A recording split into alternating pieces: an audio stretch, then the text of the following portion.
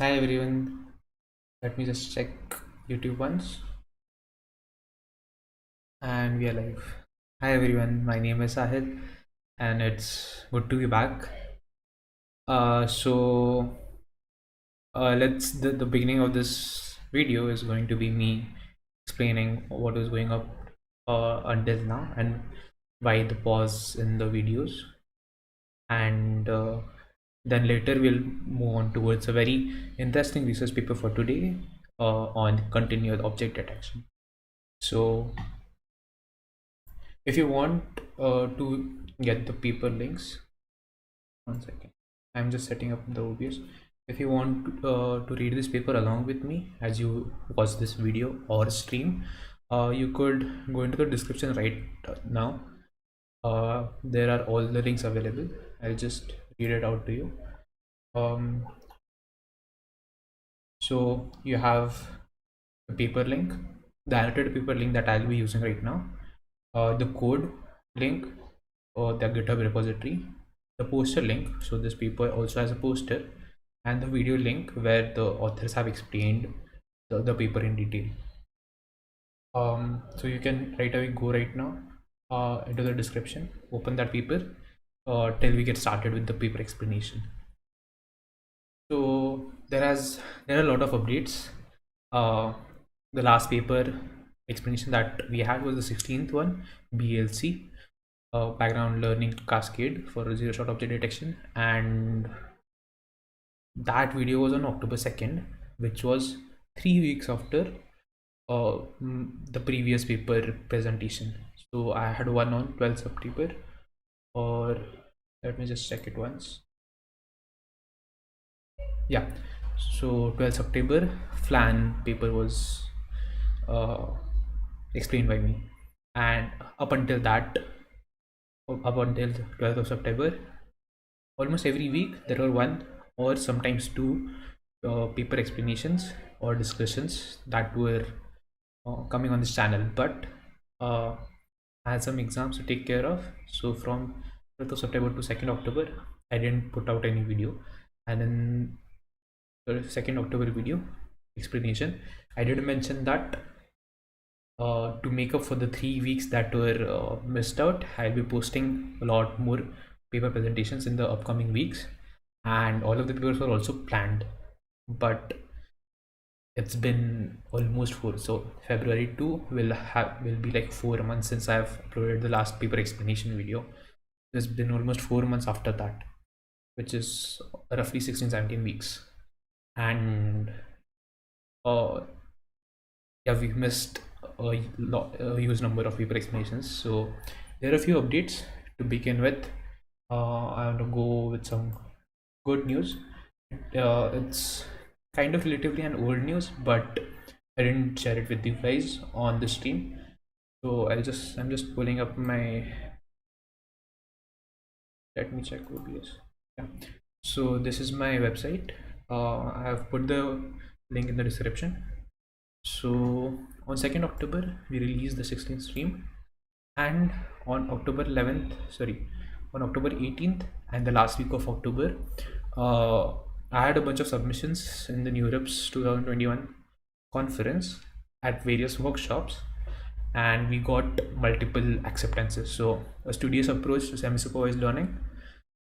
This work was in collaboration with V. Manushree and Shruti Jain, and we'll be covering that paper very soon on our stream. So that paper was accepted at I can't believe it's not better workshop at NeurIPS 2021. Then a couple of days later, XCI Sketch, it's a collaboration of again my peers and my juniors, and that got accepted to multiple workshops. So new in ML, deep generative models, deep generative models and downstream applications, machine learning with creativity and design. So these workshops accepted the paper, and a couple of days later, the Floodnet paper, which we have already covered with both my co-authors Ankita Ghosh and Abhiras Tiwari. It was probably the first.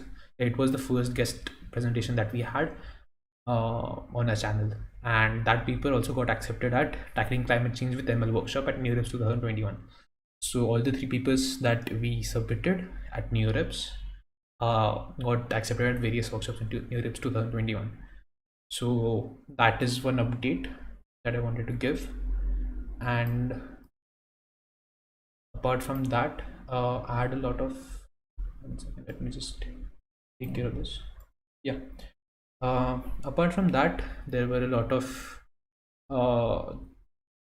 things and commitment going on in my life, because of which I couldn't even work for the last 5 months in a very serious manner, majorly finishing off my sixth semester bachelor's examinations.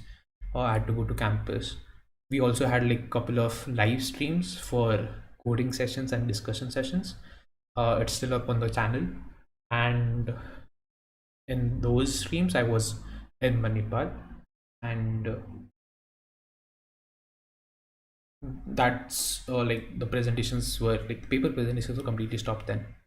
After coming back from Manipal, taking care of some a couple of other commitments, yeah, we are finally starting off with paper presentations again, and it's gonna be the same again every week, one or even two paper presentations uh, on deep learning papers or computer vision papers.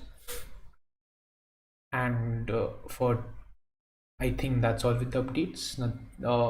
I'm back in my home right now, and I'm doing my final semester, eighth semester internship. It's work from home, so I'm gonna be home, and I'll get back to paper presentations now with the same, hopefully with the same intensity that it was before when it started. So without further ado, it's been 7 minutes already. So without further ado, let's begin with today's paper. So today's paper is it's a very good paper, and it's something that even if you're not very fond of, uh, or even if you're not very deep learning enthusiast, or you don't have a lot of knowledge in this, even though you have some interest, you'll be able to understand what it's trying to do in the essence, because it is a very humans can relate to this problem very easily. So the title, of course, is Towards Open World Object Detection. The authors, excuse me.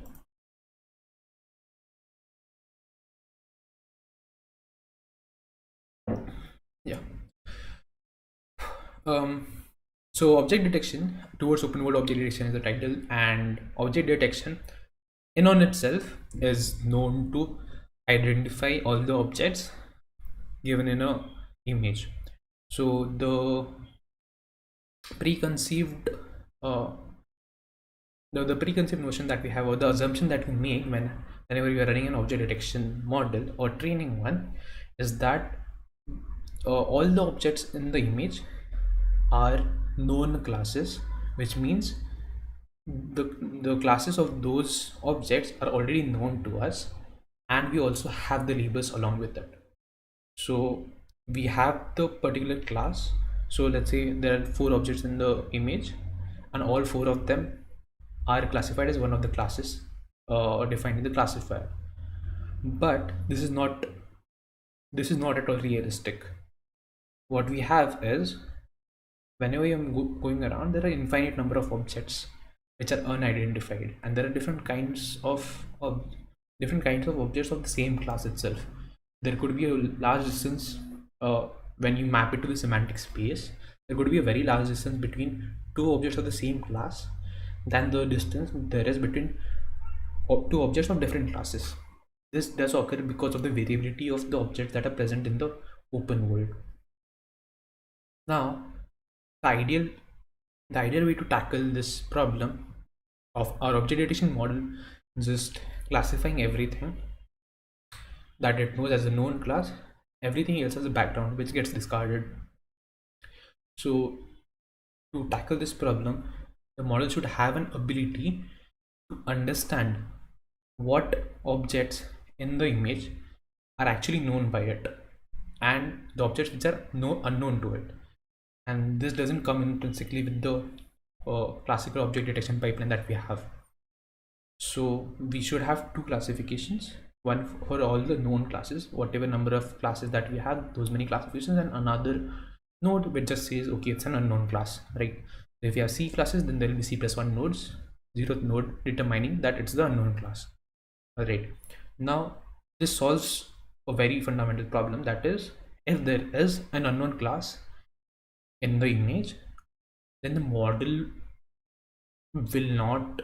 So what used to happen is, if you don't have an unknown class label differently, what happens is the model a lot of times falsely predicts with huge confidence that the object given is of some other category from the known class list. But either that, or secondly, it just discarded it as background. So the two problems were, first of all, it was not recognizing the unknown object even though it is an object, and if it did recognize that okay, this is an object and it's not the background, then it determined that this object was, it falsely determined that this object is some other category from the known class list. So to mitigate this problem, we need to have another classification node which is unknown class. And let's not just stop there. Okay, it's good that our model is now able to identify that okay, this is an unknown class and all of the other classes are known classes, and this is the probability with this classifying all the known objects in the image. Now in the real life, when you have a robot that is doing this, it will be very helpful.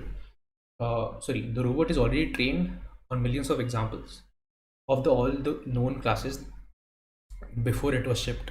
Okay, now it would be very good that newer objects in the system of the user, or in the house, or in a factory space of the user, the human user is able to teach the robot what the new class is by just labeling it. Okay, if the robot is identifying okay, it's an unknown class, then the human user should be able to input it. Okay, this unknown class that you're labeling, this particular class is actually called this, and okay, here are a bunch of more examples, image and label pairs of the same class, so that you can learn through it. Now to mitigate this process, to do this, what we want is that the robot will learn on just the new data, because it's not feasible for it to learn or like train again on the millions of examples that it has already seen for the known classes. And also the compute is an extremely huge issue. So with less compute and less memory, what we need to do is we need to be able to learn these newer classes as and when the user is providing input. So let's say day one, it recognizes all the unknown classes, that goes and tells its user like these are the unknown classes. The user gives an input. Day two, it gives more input. Day three, it gives more input, and on until most of the important objects in the house or the factory are recognized by the robot. So this is the ideal scenario that has to be done. So this is this necessity of creating an algorithm which is able, or a model which is able to identify unknown objects in the environment, and then later on learn these new unknown objects in a continual fashion, is what we are going to study in this paper. This paper is trying to solve exactly this problem. Now we'll see where exactly in the literature this problem statement sits. Just checking on the stream. All good. Yeah. So there's a very good picture that gives a nice literature review. So on this axis, problem difficulty, you have classification and detection. On this axis, you have incremental learning or continual learning.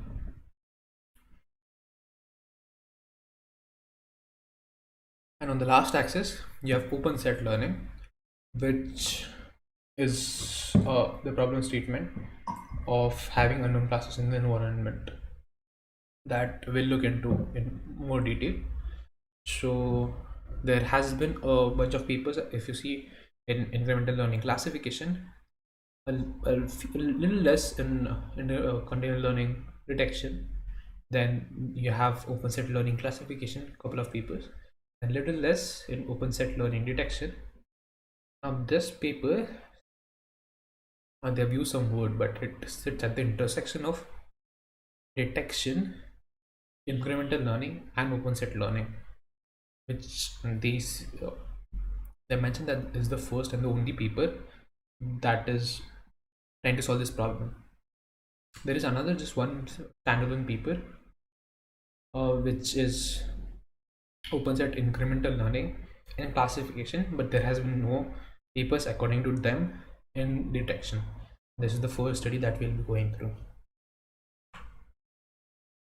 So let's go through the abstract ones.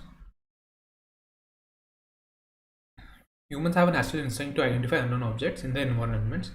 The intrinsic curiosity about these unknown instances aids in learning about them when the corresponding knowledge is eventually available. So you want your model to be able to learn it whenever the labels are provided or whenever the knowledge is provided. It should be able to learn in a continual fashion. This motivates us to propose a novel computer vision problem called open world object detection, where a model is tasked to first identify objects that have not been introduced to it as unknown without explicit supervision to do so. Second, incrementally learn these identified unknown categories without forgetting. This is a very important point. Without forgetting previously learned classes, when the corresponding labels are progressively received. We formulate the problem, introduce a strong we formulate the problem, introduce a strong evaluation protocol, and provide a novel solution, which they call OR, which is Open World Object Detector, based on contrastive clustering and energy-based unknown identification. The experimental evaluation and ablation studies analyze the efficacy of OR in achieving open world objectives. As an interesting byproduct, we find that identifying and characterizing unknown instances helps to reduce confusion in an incremental object detection setting, where we achieve state-of-the-art performance with no extra methodological effect. Yeah, so we'll get down to the problem directly. Okay, yeah, this is important. The advances in open set and open world image is that classification cannot be trivially adapted to open set and open world object detection. We will see what open set and open world is, if they have mentioned it here.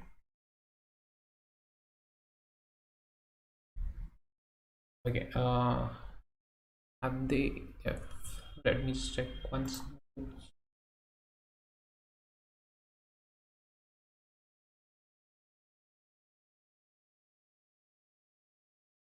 Yeah, two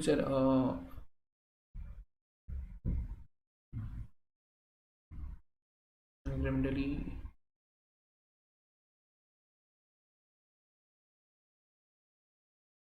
Yeah, okay, sorry. Formalize, sorry, it's here.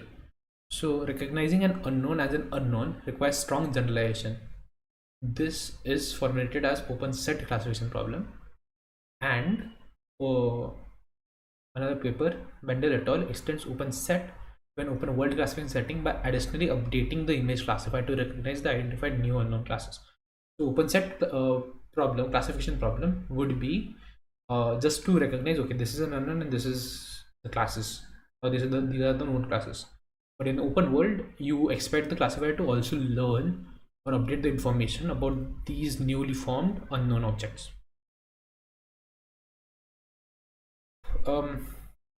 Although there have been advancements in open set and open world classification, but they've mentioned it here, the advances in open set and open world image classification cannot be trivially adapted to open set and open world object detection. This is because of the fundamental difference in the problem setting, which mentions the object detector is trained to detect unknown objects as background. So this is a crux, that in classification, okay, you can train the model to classify one object as okay, unknown or the rest of the categories, but an object detector, first you get region proposals in which the object detector, when it's trained on the known classes itself, it determines that all the rest of the objects, even if it's in the foreground, it learns that it is background and it removes that object from even going to the classifier in the first place. Hence, the classification framework in open set and open world cannot be trivially adapted in the object detection paradigm. So that's what they say. Instances of many unknown classes would have been already introduced to object detector along with unknown classes, and hence, as they are not labeled, they are explicitly learned as background. They mentioned this is the only peer-reviewed research work in the open set object detection, and they mentioned that their proposed problem is also incrementally learning new classes, and that it's uh, the first paper that is talking about first paper that is addressing this. So there are some use cases that they have mentioned: robotic self-driving cars, plant phenotyping, healthcare, and surveillance. Uh, they cannot afford to have the complete knowledge of what the classes, like what classes to expect at inference time. So they need uh, the main uh, the main application of this problem statement, if you solve it, would be at these places. So in self-driving cars is very trivial. In the robotics as well, that we were talking about. Healthcare, yeah. So healthcare is continuously adapting, even surveillance. Sorry, let's talk about healthcare. Healthcare is continuously adapting, evolving field. So we don't really know all the classes. Let's talk about classification classes beforehand, and hence this type of system is required, that when new information is getting available about new classes, the model should be able to learn it along with identifying earlier that it's an unknown type. Surveillance, if there are new people in the record that need to be kept away, so you need to continue to learn those newer people, and also earlier you have to determine that these are unknown people from the record. Correct. So the key contributions of the work are threefold. um, New problem setting, open world object detection. They give a methodology as well, ORE, which is based on three concepts: contrastive clustering, unknown aware region proposal network, and second, energy based unknown identification. And the third contribution is they introduce comprehensive experimental setup. So they provide two new metrics, and uh, they determine how other models or other techniques perform on these metrics, and compare it with the novel methodology that they are proposing. And again, as a byproduct, they get a state-of-the-art continual learning object detection performance without changing uh, any of the methodology that they have proposed. Excuse me. Yeah. So let's get into the problem statement itself, shall we? Yeah. So don't look at forget the yellow boxes for now. We'll look at this image to begin with. The problem setting is in a way that your robot, the blue dots are the new classes. Question marks are, we'll look at that here. Progressively labeled are the blue circles, and already added in the existing knowledge base are the green circles. So your robot comes, it does not know anything. The new labels that human provides, okay, it just says that the entire environment is unknown. Now human comes and I'll say, okay, these two spots or these two objects are named 0 and 1 or whatever it is, and it also provides with a bunch of internet images. Let's say okay, these are more images, go and learn.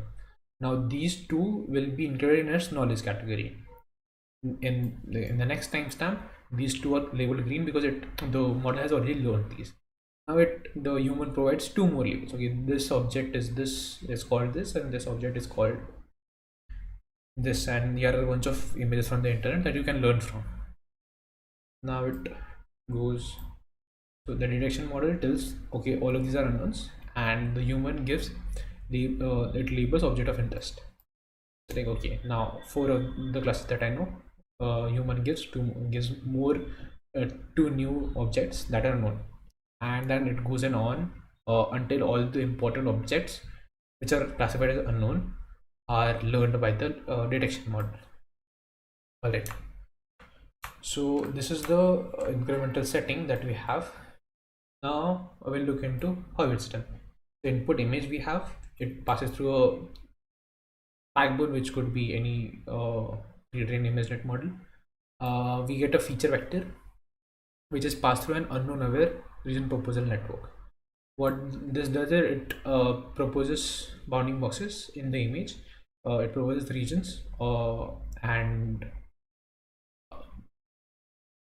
uh, with it also proposes the objectness score of that particular object, and if the objectness score is high, then it gets passed on to the next pipeline to classify it as which one of the class it is. So this is unknown aware.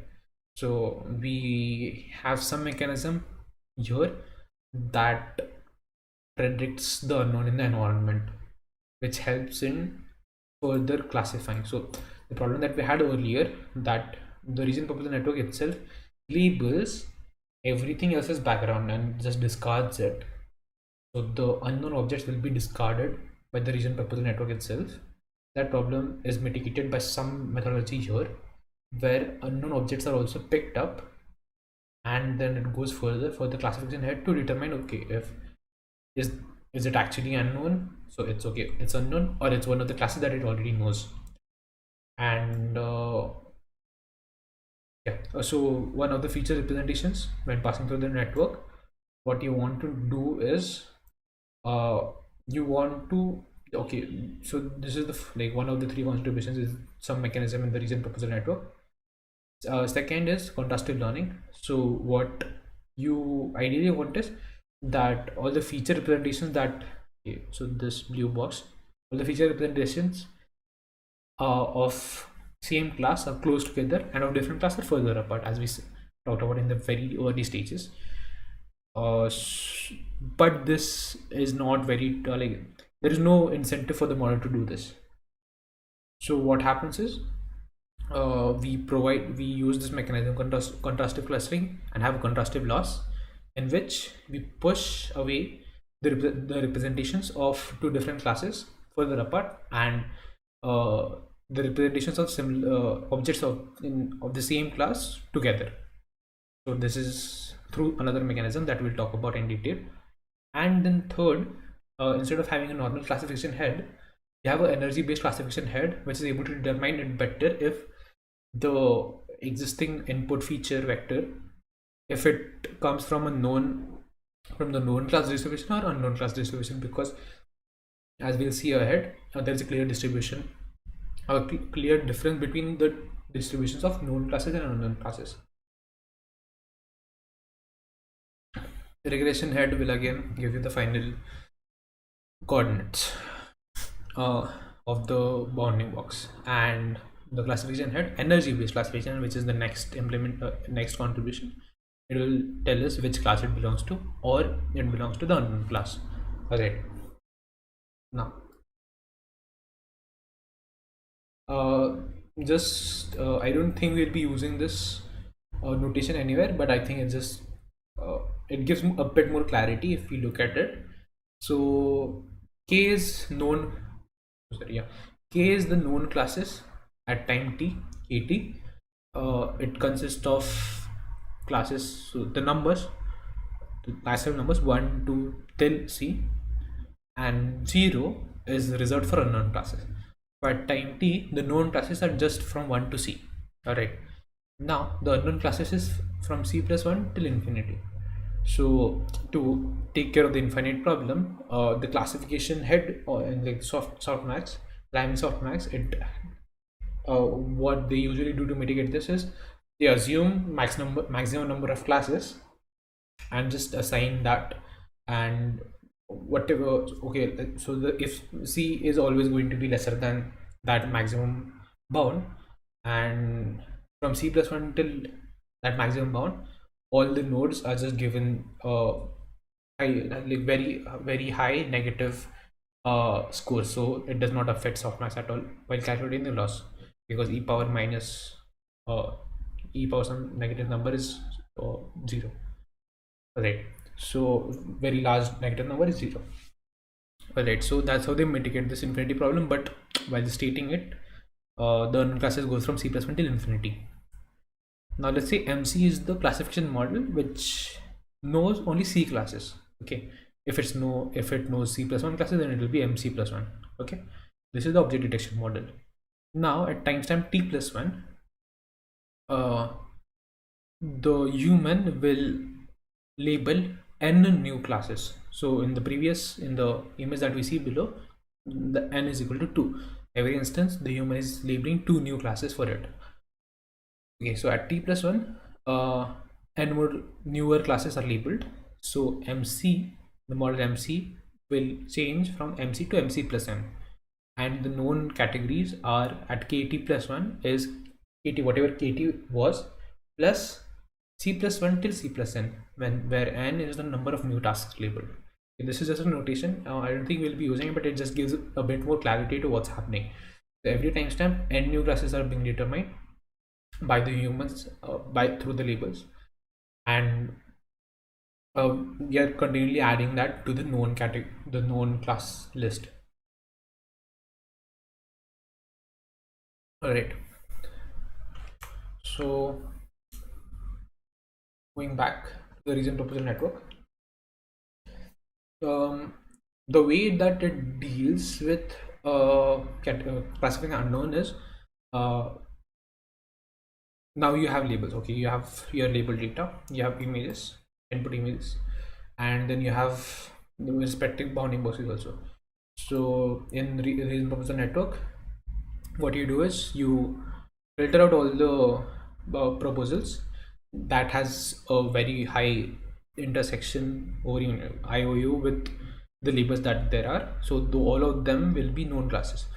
Now the remaining will be the unknown classes, right? And out of those, they sort it based on the objectness score, and the top k objectness scores get classified as unknown classes. They are like, okay, this is class, it has a very high objectness score, and it is none of the known classes as well. So let's just consider that, okay, these are unknown classes, and these are labeled unknown classes, and then the model is trained in a supervised fashion.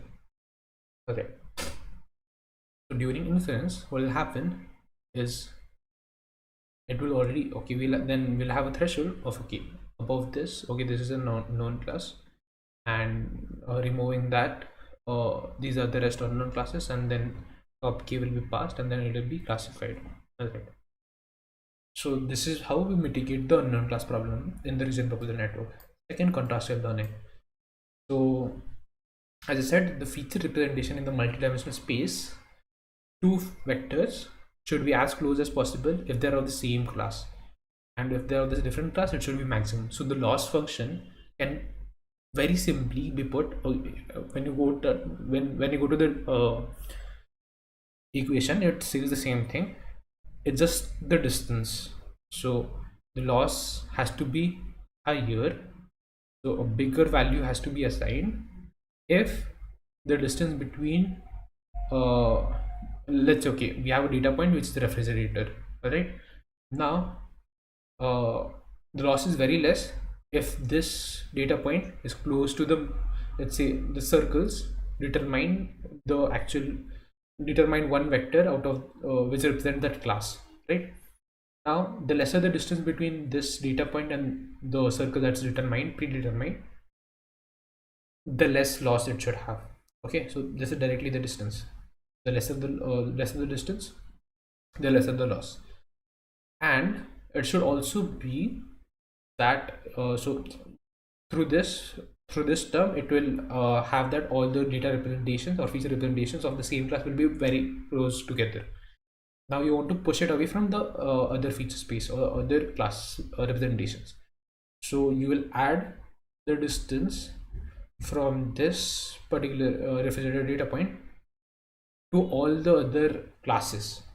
So the larger the distance that it is, the lesser the loss. So you have like a negative term there, or like some way to mitigate that, but you just put it in a way that the smaller the distance, the larger the loss, the larger the distance, the smaller the loss. And that's really it. Just any distance function that they use. I think L2 distance would also very easily work there. So that's all for contrastive loss. It just says that this particular representation should be as close as possible in distance to the feature representation of that class, in which is represented by the circle, and as far as possible from all the other classes. Let me just check YouTube once. Ankur Fokon says hello, sir. Sagnik says hi. Hi, thanks for dropping in. All right. So going back to, yeah. So that's all the loss. We'll look at the equation again, but that's how it's done. So what this will result in is, when a new unknown vector is given, the unknowns will also categorize together, and these clusters will be very helpful for the model to learn if there is a new class that is coming in which is unknown. Then it should like very easily, quickly be determined by the model that okay, it does not belong to either of these representations, which are very clearly clustered. All right. And lastly, we have energy based classification head. Instead of a normal classification head, we have an energy based classification head, which, yeah, can be very easily explained by this. So energy values from known data and unknown data are, as they show, are very different. So this gives a better result against a normal classification head. So anything which is approximated by this curve, the curve that they are using is Weevil distribution. So Weevil distribution, and then this is another Weevil distribution. So they approximate the distributions, and then determine okay, if whatever energy it outputs, if it's more majority towards this distribution, then it's this is unknown, and if it's majority towards this, then it's unknown. There is some delta that they have, energy difference, and from the mean. So that's what they check, and that gives them better results while determining known unknown. All right. So this is the compute clustering loss. So what they do is, in short, what I'll explain is, wait, let me explain the loss function first. Sorry for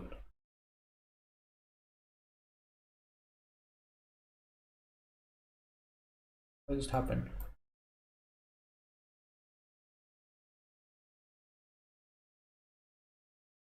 Let's just go down. Oh, no, it's here. Yeah, sorry.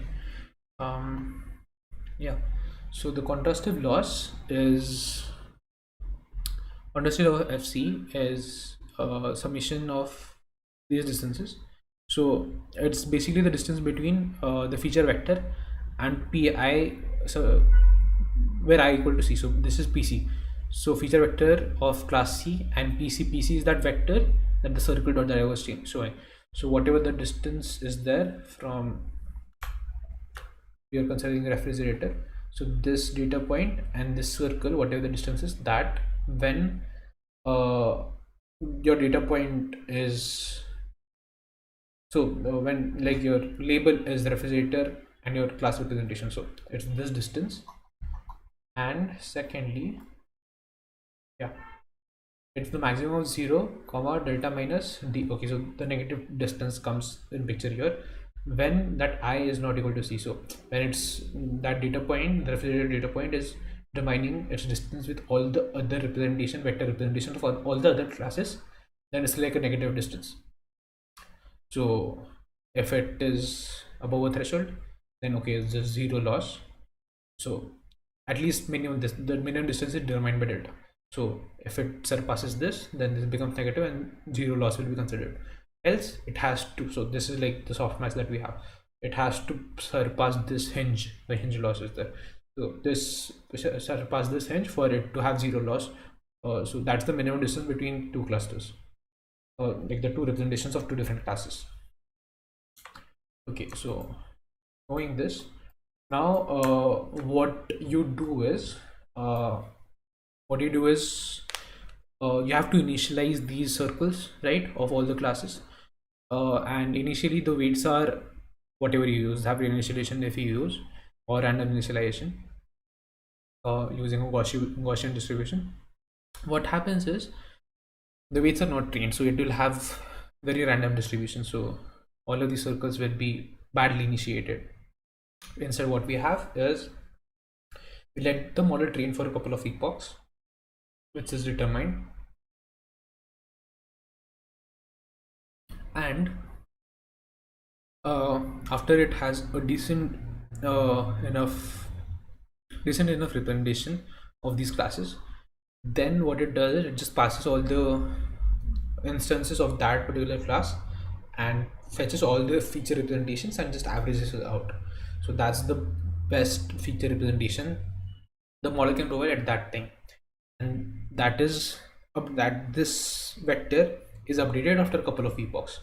So it's not just stationary, because initially it will be very bad. We are not going to just stick with that till the end of the training. After every couple of epochs, which is fixed, they slowly, in a weighted manner, so they have like a momentum term there, slowly in a weighted manner, they shift this, because because the weights are also changing of the model that is changing, the feature representation itself is getting richer and better. So this, all of these instances, or all of these vector representations of the particular class will also slowly shift, and all of this is put in the queue so as to determine, okay, these were the initial clusters and how they moved in time, and the mean of that is also used. So you look, that is explained in this algorithm here. There's a store where you collect all of this for just visualization of how things evolved, or these vectors evolved over time. And yeah, whatever we talked, it's just in the in a better algorithmic form here. All right, anything else? Yeah, you're done. So auto labeling, your RPN auto labels it. In short, they select top k background region proposals sorted by its objectness score as unknown objects. Then energy based identifier, there's a clear separation, that's why they use it. So the learned distributions can be used to label a prediction as unknown if the energy of f known is lesser than energy of, so energy of unknown, if it's greater for that feature, then it's assigned as unknown. All right, we didn't touch upon the last point, or the last contribution that there is.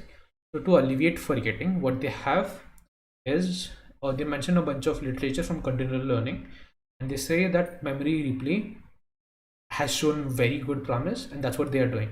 So they use memory replay. They have 50, so there is a variable, but in this case they're using 50 examples per class that they're storing, so that every new training that happens, you'll have these 50 classes as well.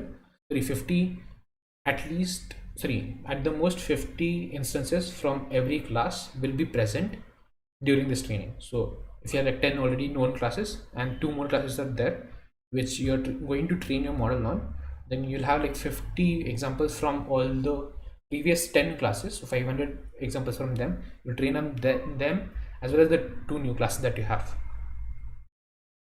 So this will alleviate forgetting of earlier classes.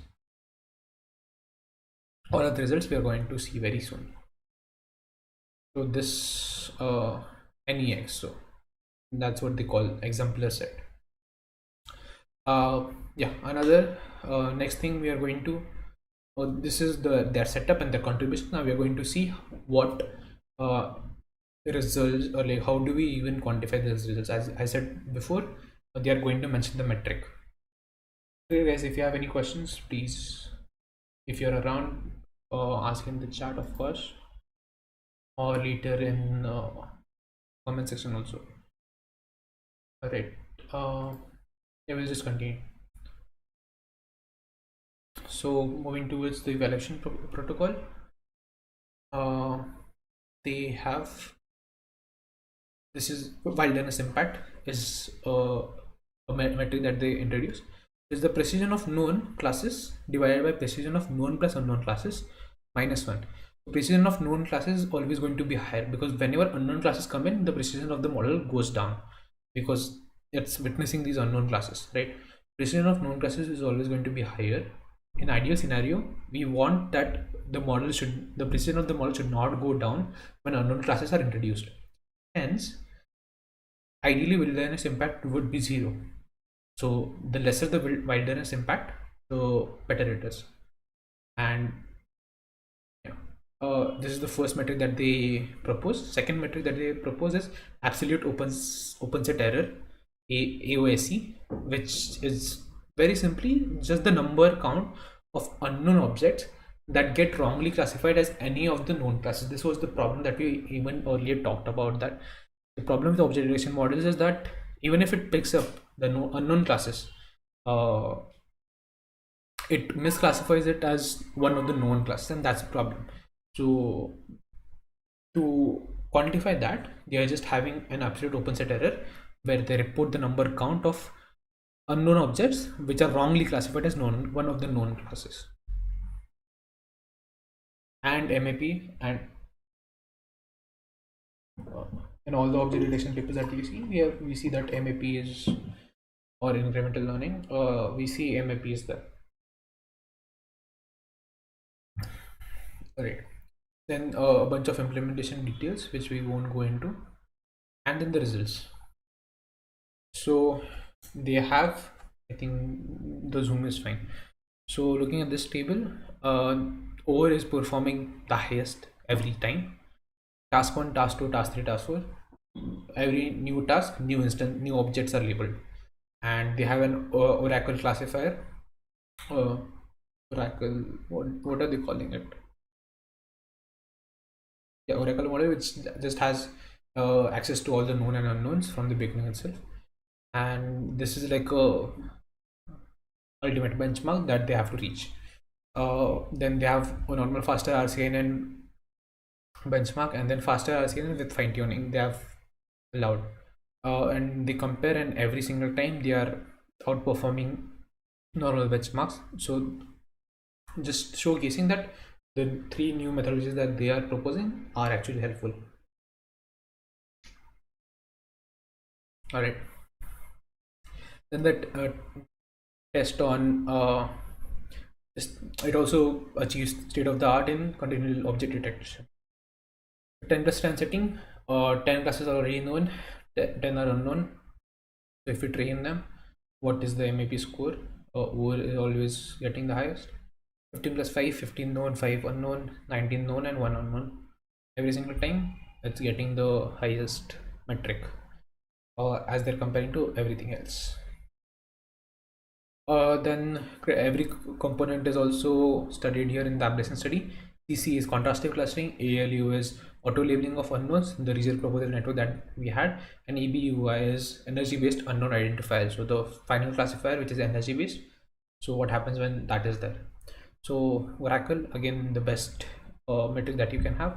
AOSE is the number count. MAP is, yeah, mean average precision. WI is the wilderness impact. The lower the better. Right. So even this, lower the better. MAP, higher the better. Right. None of it is there. Yes, 36.36 MAP, which is the highest. So OR without EBUI also gets the highest MAP. But our major concern is WI and AOSE. So to enhance that, lower the better. As you can see, every single time we are adding something, it gets lower and lower until it reaches 0.021, and every time we are adding something, it gets lower till 8234. 56.34 MAP we do get, but it's very close to the highest. Right now, what we see is there is when we add the energy based identifier, there is a dip in MAP, but there is also, which is bad, but there is also a dip in both WI and AOIC. So with just energy based, performance actually very quickly increasing, improving. Then if you have ALU, if you use the auto labeling of unknowns through the region proposal network, that itself very quickly it even enhances it further uh, than what was incremented in the energy based identifier, but it also takes a more severe hit in MAB. Now if we add both ALU and EBUI, it's obviously better than both of them before. So both of these, when introduced, work together in a very nice way and give better results, but also it takes a higher MAP hit than previously. Then if you just have the contrastive clustering along with ALU, you need to have so you have contrasting clustering and ALU. What you have is you get MAP very good. So the contrastive clustering is helping the MAP a lot, but it's not as good as when the energy based was there. 9011, the energy based and ALU both were there, it was very low at 0.045. WI was very low, but when we remove energy based and bring contrastive clustering, then MMP suddenly goes up, which was very low, so which was comparatively low. And when we introduce all the three together, then we get very good results. MAP gets very close to the best, but W and AOSC, it's no doubt is the best that we have. So this study explains that every single component that they have introduced helps the performance in some way. And in the continual learning fashion, how many instances per class that you need to store to learn while retraining.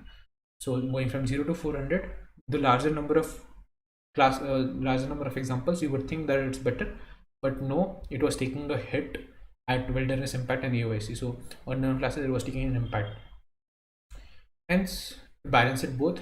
We can't even have 0 because results are bad. MAP is bad, but we can't even have very high because W and AOIC goes down because it's not learning a lot from the newer examples. Hence, sweet spot is 50, which they are using throughout the paper. And performance comparison of with an open set object detector. ORE without any changes is able to reduce the fall in MAP values considerably. And with that, we'll look at a few examples that it's failing and predicting. So person, unknown, person, unknown. So the elephants are unknown. Your bananas are unknown. Everything is unknown actually. Your giraffes are unknown. Like everything is unknown, but it just determines this one giraffe as a horse with 88% confidence. So this is where it's failing. ORE is not perfect, obviously, and again unknown is being determined here very nicely. Now what we have here is the clustering, which is used which is visualized here after reducing the dimensions. And I think 20 here is unknown. 20 is unknown. And here we see the contrastive loss. So contrastive loss has to reduce, so the loss which gives the difference. Okay, 20 is unknown because it's all over the place here and here, and but the rest are clustered very nicely. Contrastive loss has to reduce over time because all of these have to cluster in a nice manner. If it's not reducing, then there is some problem with the clustering, and I think you'll have to reinitiate or see what problem there is. But they're showing that through this method they have a very stable training and it's going down incrementally. And that's the conclusion. They introduce a new problem statement, a new benchmark, a new metrics to evaluate it on, and as a side product they get SOTA performance on their continual object detection problem. So I think it's, let's not hit 1 hour on the first team of after coming back. It's, yeah, it's 5 minutes under. So thank you everyone for joining. Let me just check once. Uh, yeah, there. Hi, Atharva. Right. So links are there in the description for this paper, the annotated paper, and the video links, the GitHub repository, the poster as well. And you can go and read this yourself.